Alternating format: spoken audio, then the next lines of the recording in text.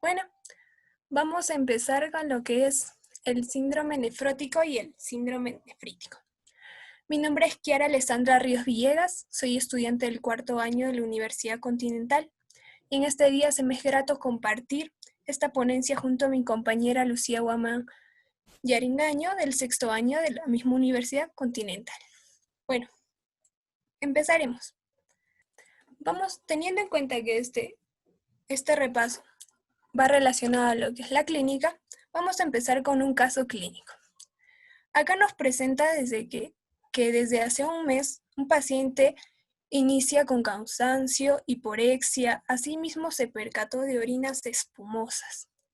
Nota incremento de peso, dolor lumbar bilateral, intermitente de leve intensidad, sintomatología que persiste hasta el ingreso. Desde hace un mes se agrega edema palpebral, de presentación matutina y de miembros inferiores. Progresivamente llega hasta los muslos, se asocia a disminución de volumen urinario y desde hace una semana nota incremento de edemas en los miembros inferiores y volumen urinario disminuye. Por otro lado, nos refiere que niega hematuria macroscópica. Y en el examen clínico se observa la presión arterial de 100/65. Entonces, ¿qué debemos rescatar de este caso clínico? Lo que nos menciona el paciente, ¿verdad? Tenemos acá lo que es las orinas espumosas. Por otro lado, el edema palpebral y en los miembros inferiores. Así, a su vez, niega hematuria macroscópica. Y la presión arterial, como vemos, se encuentra normal. Teniendo en cuenta estos datos, vamos a iniciar y cómo generalmente el paciente llega al consultorio. Vamos a empezar con este tema muy interesante, que es el del síndrome nefrótico. ¿Qué es el síndrome nefrótico? Es un conjunto de signos y síntomas generados por la alteración patológica del glomérulo. Entonces, ¿qué queremos decir cuando mencionamos alteración patológica del glomérulo? Nos referimos a una glomerulopatía. Entonces, esta glomerulopatía, ¿por qué se manifiesta generalmente? Por el aumento de la permeabilidad capilar glomerular a las proteínas plasmáticas. Tenemos que tener en cuenta esta definición porque es clave en este síndrome. Entonces, al haber un aumento de la permeabilidad capilar glomerular, se van a presentar las diferentes características de este síndrome, como vamos a tener a la proteinuria, la hipoalbuminemia, la dislipidemia, la lipiduria y el edema generalizado. Tenemos que saber que una de las proteínas importantes en el organismo es la albúmina. Entonces, al haber un aumento de la permeabilidad, o sea, las proteínas salen a la orina, estas van a disminuir en sangre, entonces se va a generar una hipoalbuminemia. Esto lo vamos a tratar más detalladamente más adelante, pero tenemos que tomar en cuenta estas características, que son propias de este síndrome nefrótico. Entonces, para tratar de entender esta enfermedad, primero tenemos que saber la etiología, qué causa esta enfermedad y las diferentes características, ¿no? Tenemos a las etiologías primarias y secundarias. Empezamos con las primarias. ¿Por qué se mencionan las etiologías primarias? Es el compromiso inflamatorio o inmunológico, que afecta exclusivamente al glomérulo. Por esto son llamadas las primarias, etiologías primarias, porque afectan exclusivamente al glomérulo. Entre ellas tenemos a la glomerulopatía membranosa. Esta se caracteriza por ser la causa más frecuente en el adulto. Tenemos a la esclerosis focal y segmentaria, a la glomerulopatía de cambios mínimos, que es más frecuente en los niños, la causa más frecuente en los niños, la glomerulopatía membrano-proliferativa y la miscelánea. Estas como causas primarias del síndrome nefrótico. Tenemos también unas causas secundarias, porque su propio nombre lo dice, ¿no? Se deben a enfermedades sistémicas que dan origen al síndrome nefrótico de forma secundaria.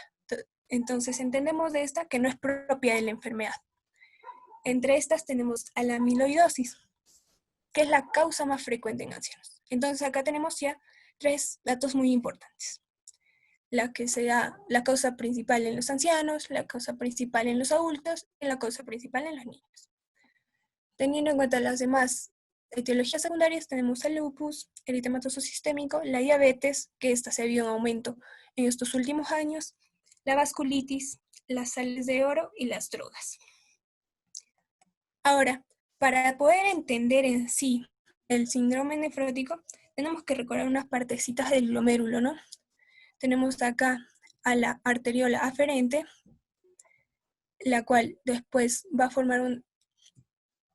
a ser parte del glomérulo, en la que vamos a ver acá principalmente la parte de la función, una de las funciones del riñón principalmente, ¿no? Lo que es la filtración. Entonces, ¿cómo sucede esta filtración?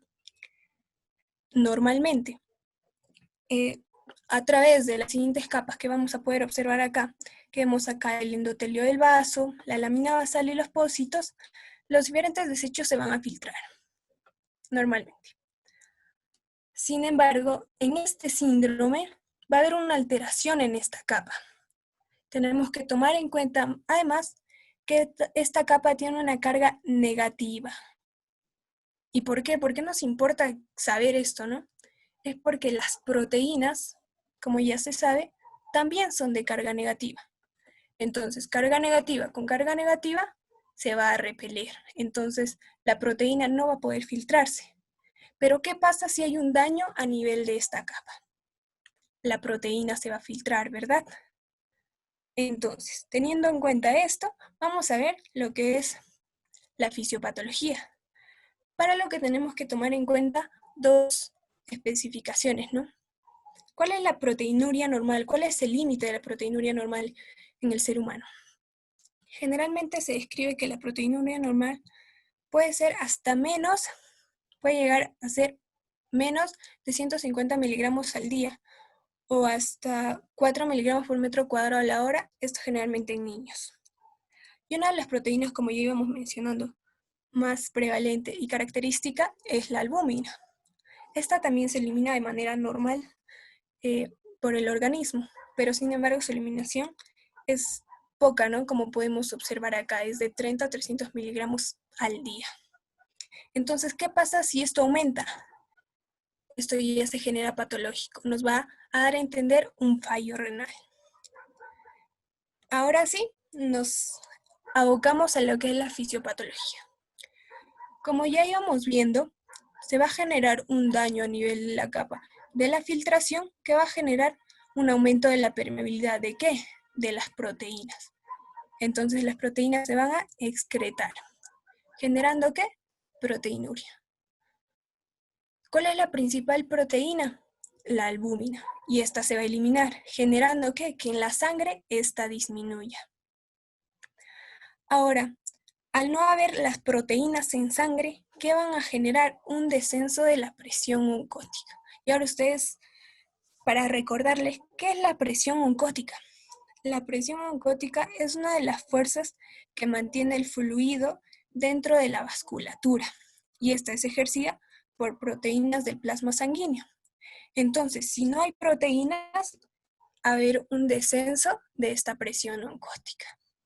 Y ahora, siguiendo la ley de Starling, vamos a ver que al haber disminución de esta presión oncótica, el líquido del espacio intravascular, lo que está dentro de la vasculatura, como nos mencionaba acá, se va a traslocar al espacio extravascular, al intersticio principalmente.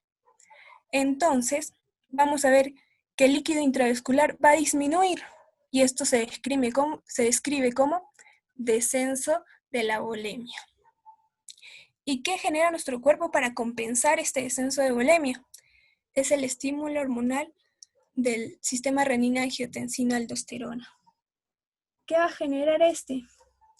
Va a generar la retención de sodio y de agua a nivel renal.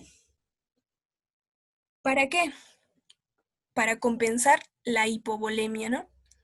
Y esto suele pasar y se forma un ciclo. ¿Por qué? Porque a pesar de que se aumente el líquido, el agua y el sodio, las proteínas no están. Entonces se sigue formando el ciclo de la ley de Starling. Tanto todo el líquido que ingresa al medio intravascular va a volver al medio extravascular. ¿Y esto cómo se va a caracterizar? por el edema. ¿Y qué es el edema? Es lo que ya hemos mencionado, es el incremento clínicamente aparente del volumen del líquido intersticial. ¿Qué más va a pasar?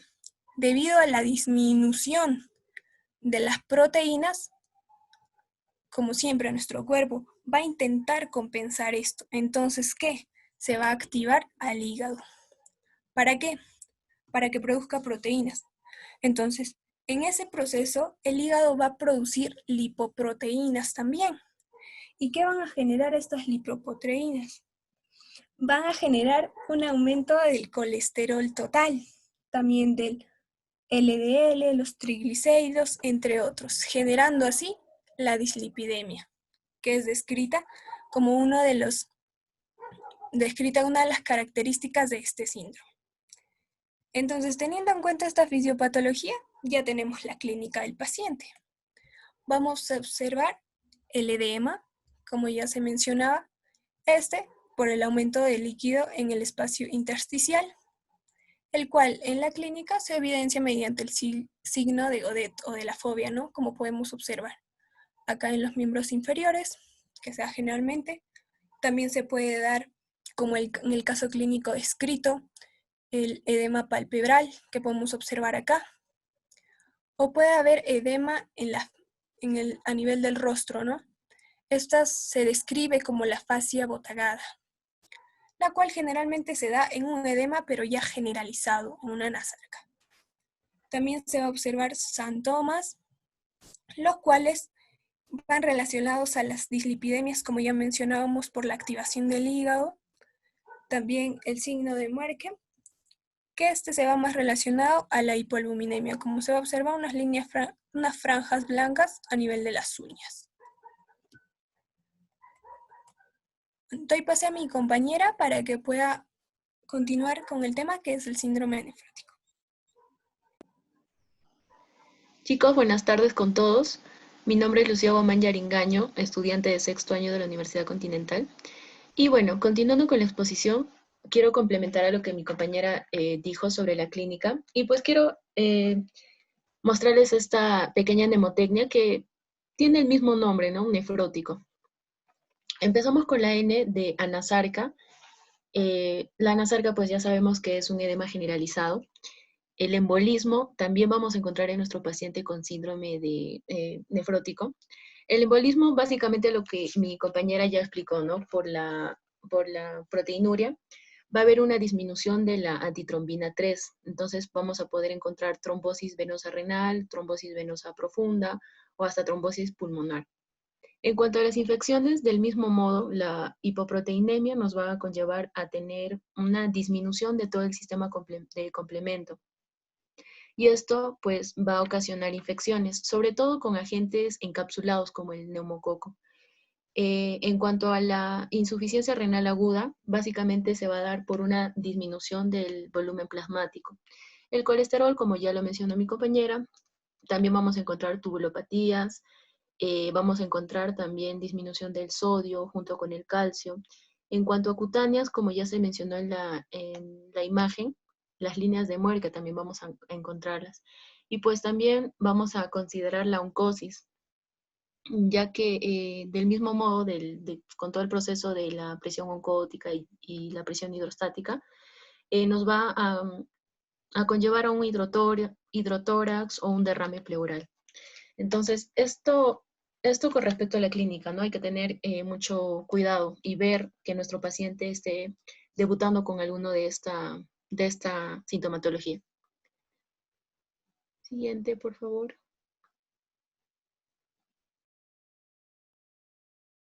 Y bien, para hacer un poquito más amena la exposición, vamos a continuar con casos clínicos.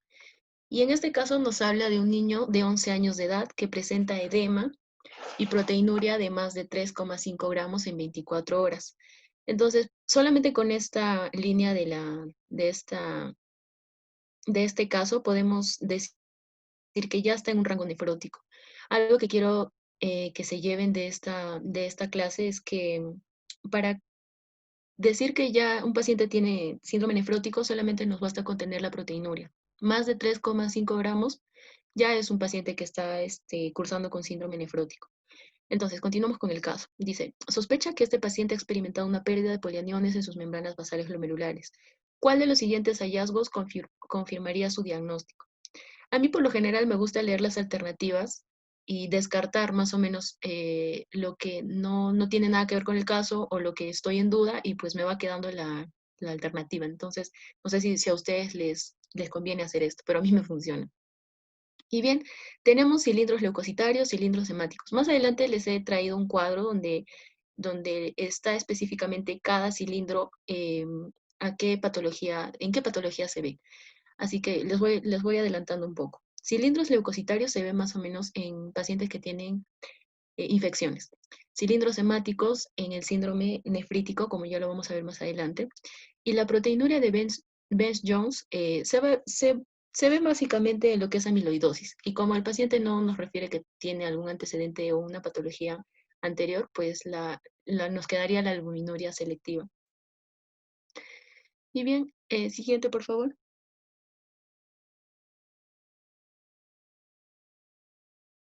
En cuanto al diagnóstico, chicos, nosotros como alumnos, como externos o como internos, siempre vamos a estar con las historias clínicas. Y para hacer una buena historia clínica, no sé si a ustedes los doctores les han dicho que tenemos que tener, o bueno, ser muy específicos en cuanto a nuestra anamnesis, sacar toda la información que podemos del paciente. Entonces, igual es en esta patología, tenemos que sacar toda la información que podamos del paciente. Y empezamos con los antecedentes, ¿no? Signos y síntomas de enfermedades sistémicas. De repente el paciente puede llegar con un lupus, entonces tenemos que preguntar si tiene algún antecedente de patologías o antecedentes de enfermedades infecciosas también, o ingesta y exposición a fármacos. Todo esto de la anamnesis básicamente es para encontrar la etiología, porque si bien es cierto, el síndrome nefrótico eh, es se da a causa de una patología previa. Entonces, toda la anamnesis nos va a ayudar a identificar esta patología. En cuanto a la exploración física, del mismo modo, ¿no? Si el paciente tiene signos de enfermedad sistémica, si encontramos una situación hemodinámica estable o no estable, o la intensidad del edema. El peso y la diuresis diarios también es importante. En cuanto al edema, chicos, a diferencia del síndrome nefrítico, los edemas van a ser más blandos, más suaves. En cambio, en el síndrome nefrítico, los edemas van a ser un tanto toscos, duros. Entonces, eso para diferenciarlos. En cuanto al laboratorio, vamos a pedir las pruebas de función renal, urea, creatinina, proteínas totales, albúmina, colesterol y triglicéridos, para obviamente ¿no? ver si ya tiene los triglicéridos altos. La velocidad de sedimentación, orina, proteinuria dentro de 24 horas, básico para diferenciarlo de la síndrome nefrítico, aclaramiento de creatinina y sedimento urinario. En cuanto a la biopsia, se dice que sí es necesario biopsiar a estos pacientes con sospecha de síndrome nefrótico, y bueno, pero va a existir excepciones. Una de ellas es la nefropatía diabética.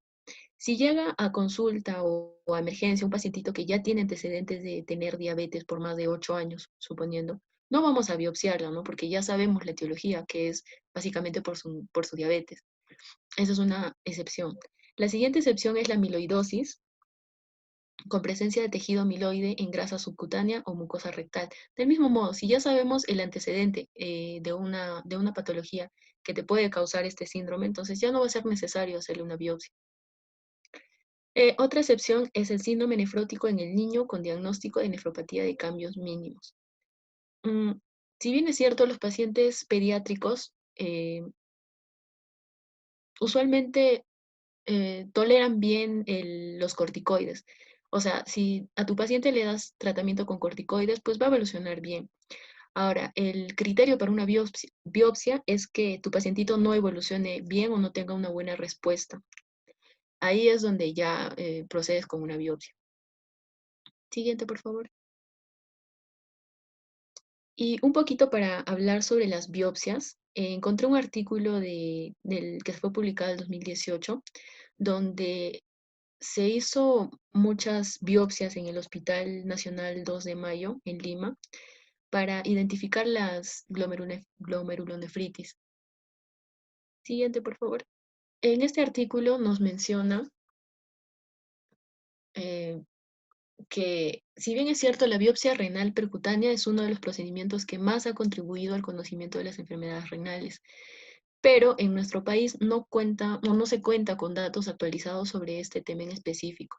Entonces, este artículo nos habla de una manera positiva en cuanto a las biopsias, que es fundamental para identificar la causa y sobre todo para el tratamiento, ya que estas glomerulopatías van a tener un tratamiento distinto en cada uno. Así que bueno, es importante las biopsias para distinguir la etiología. Siguiente, por favor.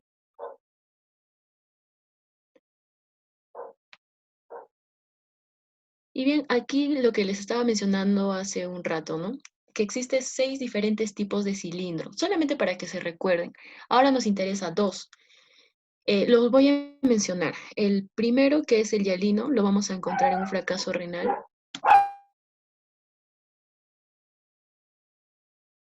Chicos, perdonen por la distracción, mis perritos están haciendo bulla. Y bueno, este fracaso renal agudo prerrenal lo vamos a encontrar en cilindros hialinos. En los cilindros granulosos vamos a encontrar necrosis tubular aguda. En cuanto a hemático, es lo que nos importa el día de hoy para este tema, que vamos a encontrar cilindros hemáticos en el síndrome nefrítico, como ya lo vamos a explicar más adelante. Leucocitarios lo vamos a ver básicamente en infecciones, eosinófilos en nefritis por hipersensibilidad, serio en nefropatía intersticial crónica o en LES, graso, eso es lo que nos importa en este tema, síndrome nefrótico. Y sedimento telescopado en típico en brotes graves de LES. Entonces, esto son cositas que nosotros como estudiantes debemos aprendernos, ¿no? Para que en un momento cuando nos llegue un examen de laboratorio, podamos más o menos orientarnos a la patología que nos pueda, que pueda presentar el paciente. Entonces, hoy nos vamos a cuidar con 2 cosas, cilindros grasos y cilindros hemáticos. Ya sabemos en qué patología las vamos a encontrar. Siguiente, por favor. Y bien, acá encontramos las imágenes, ¿no? Por ejemplo, los leucocitos, los cilindros serios, cilindros hemáticos, solamente para que se recuerden. Siguiente, por favor. Y bien, como mi compañera ya les estaba mencionando las causas, vamos a encontrar 6 causas fundamentales para síndrome nefrótico. El primero, que es la membranosa, que, bueno, básicamente se encuentra en adultos. Todos los casos clínicos que nos van a hablar de adultos jóvenes nos van a orientar a una glomerulonefritis membranosa. En cuanto a la membranosa proliferativa, generalmente estos pacientes nos van a cursar con infecciones con agentes encapsulados. ¿Y por qué? Porque básicamente en esta glomerulonefritis vamos a encontrar una disminución excesiva del complemento, del sistema de complemento. ¿Sabes lo que lo va a diferenciar de los demás? En los cambios mínimos, como, bueno, ya se mencionó, que va a ser más orientada en niños, diabetes y amiloidosis. En cuanto a la glomerulonefritis focal y segmentaria, se dice que esto es como la colita de todos, ¿no? Porque en los casos clínicos que usualmente preguntan, nos hablan de pacientes que vienen con una sintomatología de síndrome nefrótico, pero asociado puede ser a obesidad, a VIH, a malaria. Entonces, va a ser orientado a distintas otras patologías. Esa va a ser la focal y segmentaria. Y ahora, chicos, una vez vi una pregunta de internado, si no me equivoco, donde te dice lo que les estaba mencionando, ¿no? Que un síndrome nefrótico o un paciente que esté cursando con hipocomplementemia, o sea, que es una disminución del sistema de complemento, la primera posibilidad va a ser una glomerulonefritis membranoproliferativa. Eso recuérdense, chicos, no se olviden, hay que eh, fijar estos pequeños conceptos que nos pueden ayudar, sobre todo para algunos exámenes que nos puedan tomar. Siguiente, por favor. Y bien, aquí encontramos otro caso clínico. Nos dice, la glomerulonefritis primaria más frecuente en adultos jóvenes entre 20 a 30 años como ya les hemos estado mencionando, es la glomerulonefritis membranosa. También algo que nos debemos recordar siempre. Siguiente. Ya. Aquí tenemos otro caso clínico. Nos dice, una mujer de 57 años presenta edema de piernas en 2 cruces. 2 cruces ya nos está hablando que es una proteinuria moderada, un rango un poco más de 3,5 o un poquito más. No toma ningún medicamento y no usa alcohol, tabaco ni drogas ilícitas. Entonces, no tiene ningún antecedente. Por ahí también hay que considerar y hay que tener en cuenta esto. Su proteína en orina de 24 horas es 4,5 gramos. Se obtiene una biopsia renal y la microscopía óptica muestra espesamiento difuso de la membrana basal glomerular. La microscopía electrónica muestra depósitos subepiteliales. ¿Cuál de los siguientes es el diagnóstico más probable? Chicos, si bien es cierto, la clase de hoy es síndrome nefrótico y síndrome nefrítico, ya más adelante probablemente mis compañeros van a hacer un tema sobre glomerulonefritis en general y hablar específicamente de cada uno. Y pues ahí se va a ver qué es lo que se observa en la biopsia renal, en la microscopía y todo eso, ¿no? Pero hoy les traemos esto como para complementar el tema de síndrome nefrótico y basándonos solamente en el hecho de que la paciente tiene proteinuria y pues es una paciente de 57 años que no tiene ningún otro antecedente, vamos a tratar de sacar este caso clínico. Y nos dice, ¿cuál de los siguientes es el diagnóstico más probable? Del mismo modo, vamos a empezar a excluir las alternativas que no se relacionan con el tema. Por ejemplo, cambio mínimo de enfermedad. Cambios mínimos ya se dijo que es generalmente en niños, ¿no? No nos habla de un paciente pediátrico. Glomerulonefritis posinfecciosa.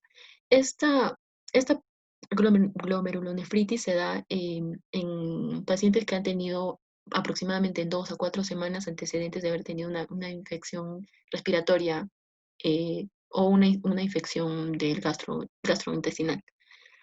La siguiente nos habla de una glomerulosclerosis segmentaria focal. Tampoco, no hace referencia a esta patología.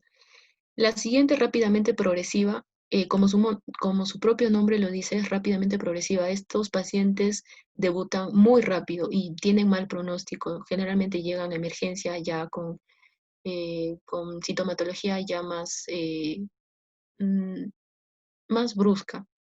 Entonces, la glomerulopatía membranosa es la única opción que nos está quedando, ¿no? Nada más una paciente adulta. Y bueno, siguiente, por favor. Un poquito para hablarles sobre la nefropatía membranosa. Se dice que en la microscopía se va a encontrar el pico y domo más característico de esto, como lo vemos en la siguiente imagen. Siguiente, por favor. Aquí vemos, ¿no? Esto es lo que usualmente se observa. Lo que apunta a las flechitas son como que el pico de lo que se estaba hablando, de pico y domo. Solamente para mencionarlo, chicos. Siguiente, por favor. Y bueno, otro caso clínico dice, no es eficaz en el tratamiento de glomerulonefritis post-estreptocócica. Chicos, este caso clínico lo voy a dejar para el tema de síndrome nefrítico, ¿sí? Esto lo vamos a dejar en un stop. Siguiente, por favor.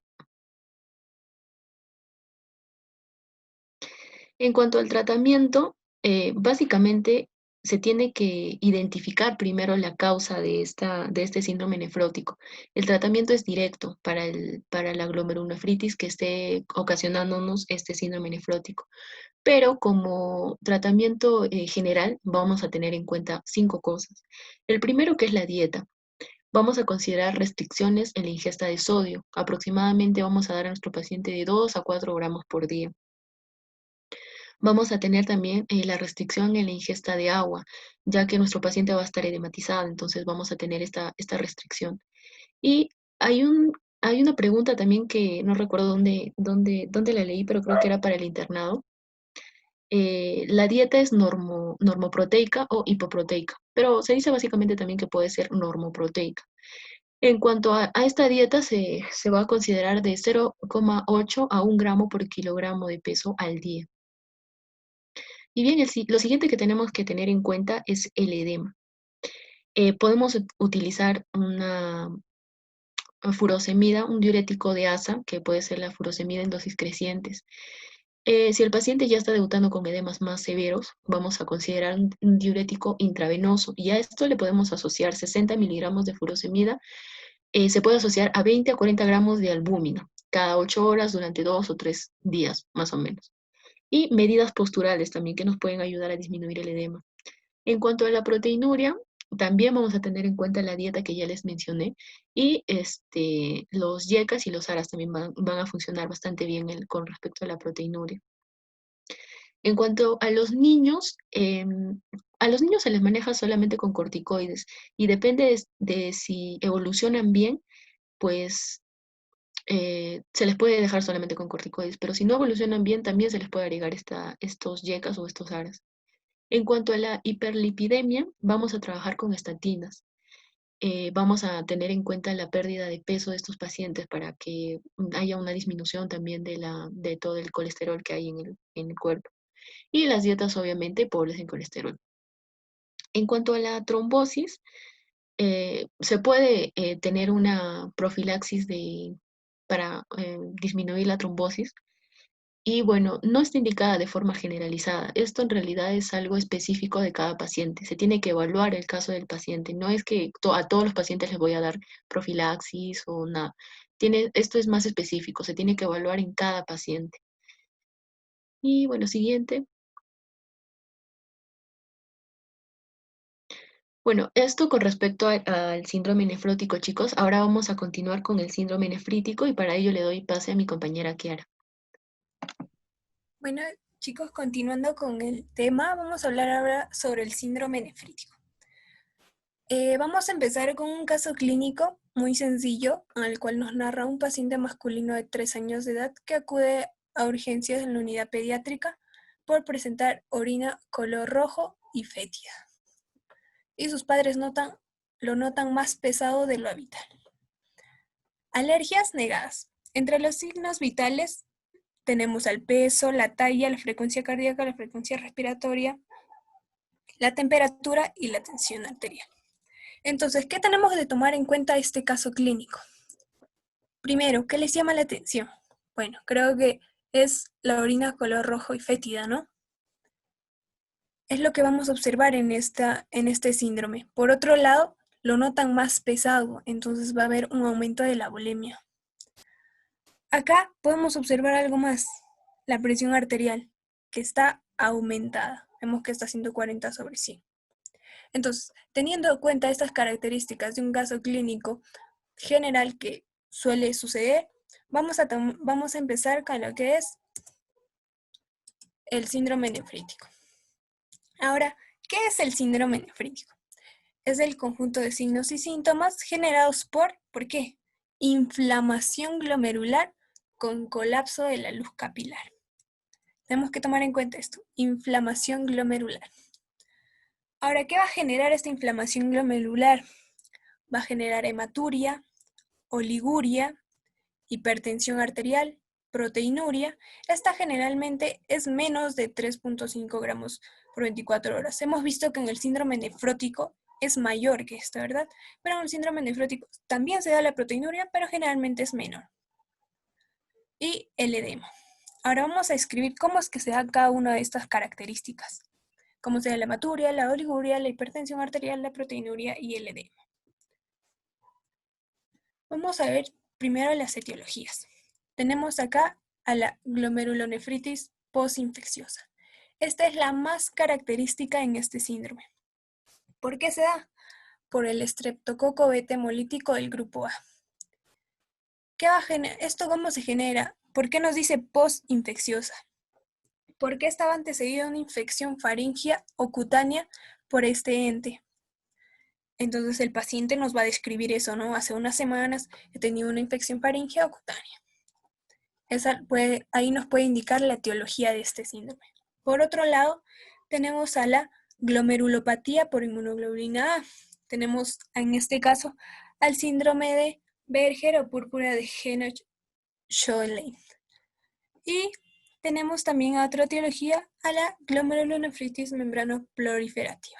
Y también enfermedades sistémicas, en este caso el lupus eritematoso sistémico. Teniendo en cuenta estas etiologías, vamos a hablar sobre la fisiopatología. Como ya íbamos viendo, la principal causa es el estreptococo beta hemolítico. Entonces vamos a partir nuestra fisiopatología por este.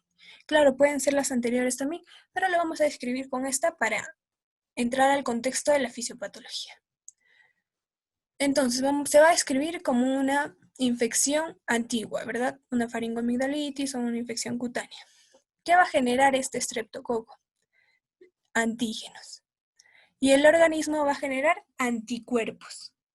Entonces, va a haber la producción de inmunocomplejos circulantes. ¿Qué van a generar estos? Van a generar daño glomerular, entonces inflamación. ¿Por qué? Se van a depositar en los capilares glomerulares, generando que este colapse. Al colapsar el capilar, se va a ver hematuria y proteinuria. Como ya veíamos en el síndrome nefrótico, en lo que es recordando que en la membrana vamos a tener al endotelio, a la lámina basal y también a los podocitos, ¿no? Entonces, toda esta capa se va a ver alterada. Y ahí vamos a observar entonces lo que es la extravasación. Y vamos a observar así la hematuria. Por otro lado, también estos inmunocomplejos circulantes van a generar la activación del complemento, el cual también se va a perder y se puede describir, como lo ya mencionado antes por mi compañera, lo que es la hipocomplementemias. Entonces, tenemos esos dos déficits. Ahora, teniendo en cuenta de que ya los capilares han colapsado, vamos a ver que va a disminuir la filtración glomerular, porque todo se va a filtrar, o sea, no va a haber una barrera selectiva. Entonces, va a disminuir la excreción urinaria de sodio.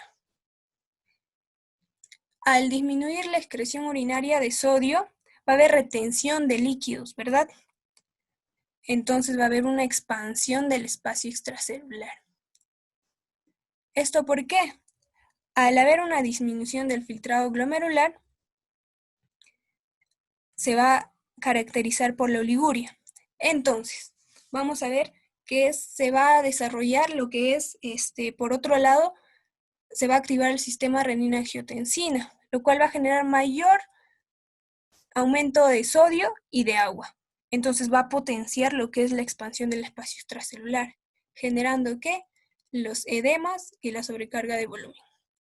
Entonces, al aumentar la expansión del espacio extracelular, va a aumentar el volumen plasmático y así el gasto cardíaco. Y en un 30% de los casos se va a generar lo que es la hipertensión arterial, algo muy característico en este síndrome. Vamos a ver ahora la clínica de esta enfermedad. Entonces, teniendo en cuenta la fisiopatología, vamos a observar los diversos signos y síntomas, ¿no?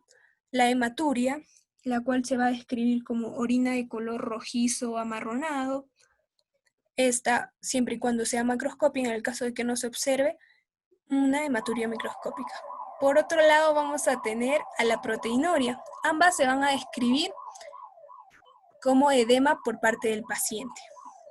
También vamos a ver la hipertensión arterial, como ya se mencionó, la oliguria, que es la disminución de la orina, esta generalmente menos a 500 mililitros de diuresis en 24 horas, y la azoemia. Doy paso a mi compañera para continuar con el tema. Bien, chicos, para continuar tenemos otro caso clínico donde nos dice, indica el hallazgo más indicativo de síndrome nefrítico agudo en el análisis de orina. Como les estuve mencionando, ¿no? Es bueno recordar los cilindros, básicamente donde lo encontramos.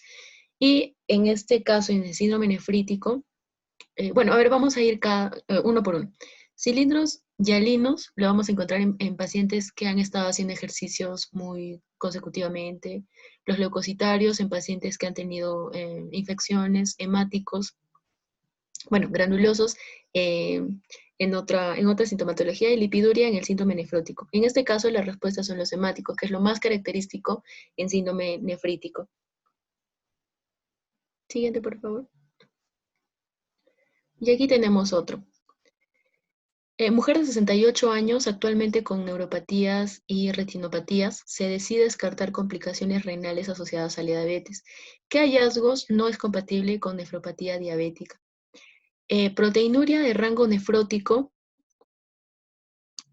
Bueno, este caso es una paciente con diabetes, ya tiene la etiología bien planteada acá. Es un caso de síndrome nefrótico, chicos. Básicamente en el síndrome nefrótico se ve las pacientes que tienen diabetes. Entonces, proteinuria en rango nefrótico sí la va a tener. Microalbuminuria también la va a tener porque es una pacientita que ya cursa con neuropatías y retinopatías. O sea, eso nos quiere decir que la paciente ya cursa con diabetes hace más de 8 años o incluso 10 años. Entonces, hipertensión vamos a encontrar en esta paciente sí, pero no por un síndrome nefrítico, sino por el mismo hecho de su diabetes.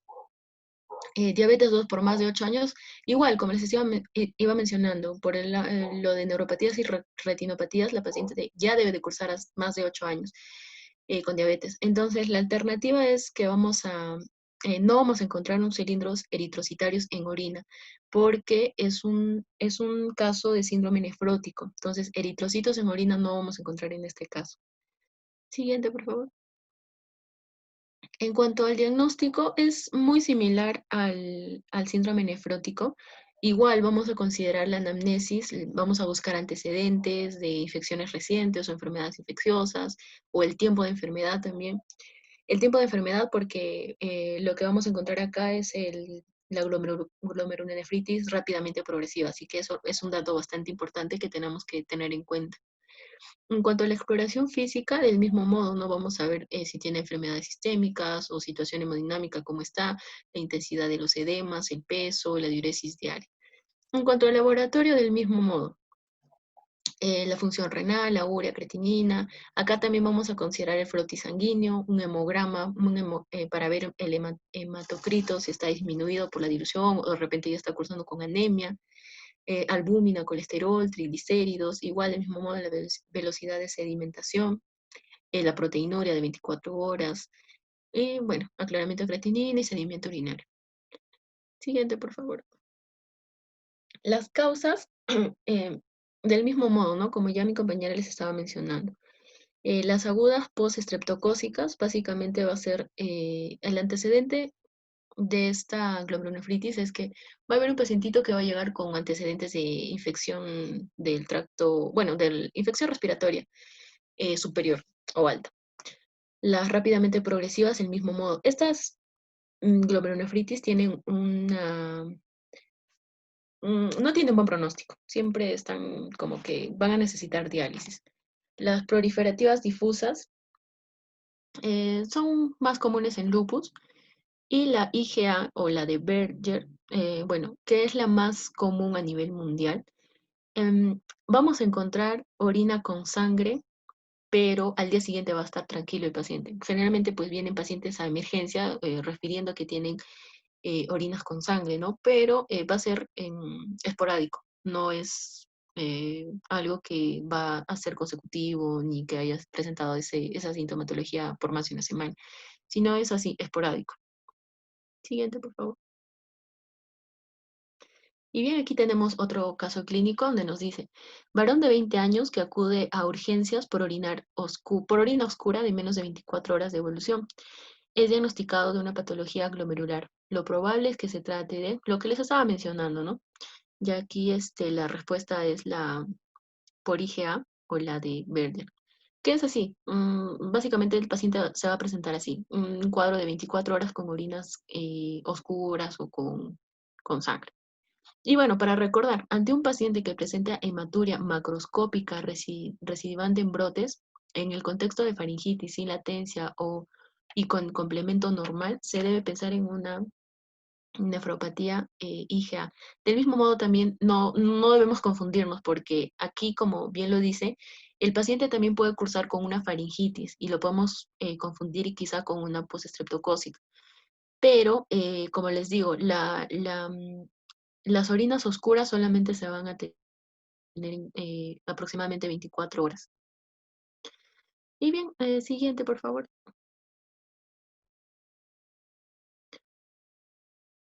Aquí tenemos otro caso clínico donde nos dice, en pacientes con deterioro de la función renal en 2 semanas, la biopsia renal reporta proliferación extracapilar extensa.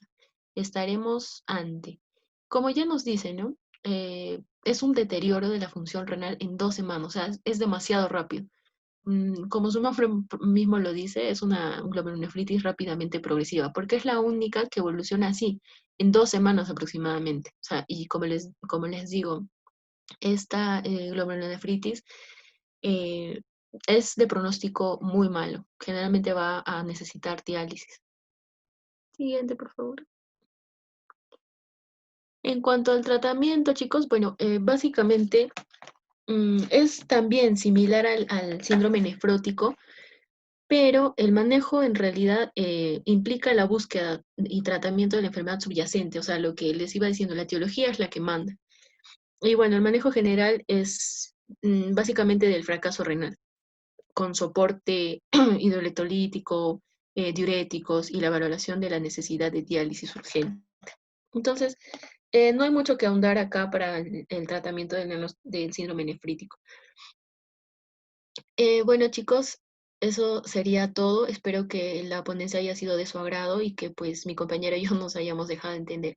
Muchas gracias, chicos, por su participación.